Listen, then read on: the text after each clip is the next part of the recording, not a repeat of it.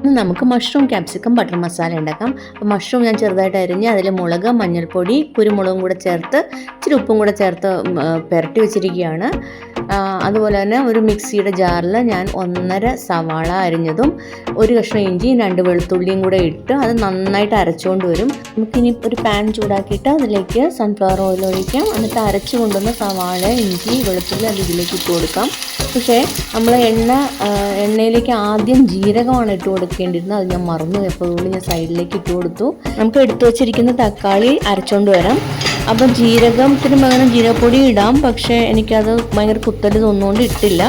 ഇനി ഞാൻ അതിലേക്ക് ഇച്ചിരി ഉപ്പും കൂടെ ഇട്ടു. അതിനുശേഷം മഞ്ഞൾപ്പൊടി, മുളക് പൊടി 2 ടീസ്പൂൺ, പിന്നെ ഗരം മസാല ഇട്ട് കൊടുത്തു. നമുക്കിത് നന്നായിട്ടൊന്ന് യോജിപ്പിച്ച് കൊടുക്കാം. അതിനുശേഷം അരച്ച് വെച്ച തക്കാളിയും കൂടെ അതിലേക്ക് ഇട്ടു. നമുക്ക് നന്നായിട്ട് മിക്സ് ചെയ്യാം. ഇനി അതിലേക്ക് ഗരം മസാല പോരാന്ന് തോന്നിയപ്പോൾ ഞാൻ കുറച്ചും കൂടെ ഗരം മസാല ഇട്ട് കൊടുത്തു. ഇനി നമുക്കിതിലേക്ക് മാരിനേറ്റ് ചെയ്ത് വെച്ചിരിക്കുന്ന മഷ്റൂം ഇട്ട് കൊടുക്കാം, ക്യാപ്സിക്കം ഇട്ട് കൊടുക്കാം. നന്നായിട്ട് മിക്സ് ചെയ്ത് കൊടുക്കാം. ആക്ച്വലി ഉപ്പ് വല്ലതും കുറവുണ്ടെങ്കിൽ അതും ഇട്ട് കൊടുക്കാം. കൂടാതെ നമുക്ക് കുറച്ച് വെള്ളവും കൂടെ ആഡ് ചെയ്ത് കൊടുക്കാം. ഇനി നന്നായിട്ടൊന്ന് വേവട്ടെ.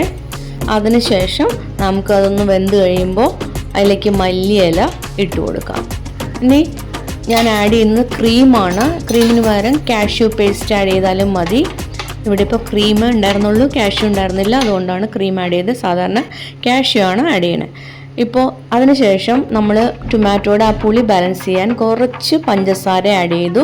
ഏറ്റവും ഒടുവിലായിട്ട് കസൂരി മേത്തി ഒന്ന് കൈകൊണ്ട് തിരുമ്മി ആഡ് ചെയ്തു. ബട്ടറിൻ്റെ ഒരു പീസും ഇട്ട് കൊടുത്തു.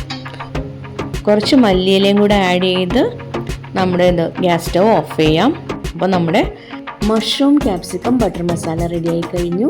അപ്പോൾ ഇത് ചപ്പാത്തിയുടെ കൂടെയോ നാനിൻ്റെ കൂടെയോ പൊറോട്ടയുടെ കൂടെയോ എന്തിൻ്റെ കൂടെ വേണമെങ്കിലും കഴിക്കാം. ഞാനിപ്പോൾ ഇവിടെ ഫ്രൈഡ് റൈസിൻ്റെ കൂടെയാണ് കഴിക്കണേ. ഞാൻ ഫ്രൈഡ് റൈസ് ഉണ്ടാക്കിയിട്ടുണ്ടായിരുന്നു, അപ്പോൾ അതിൻ്റെ കൂടെയാണ് സെർവ് ചെയ്യണേ. വീഡിയോ ഇഷ്ടപ്പെട്ടെന്ന് വിചാരിക്കുന്നു. ട്രൈ ചെയ്യുക. Thank you for watching.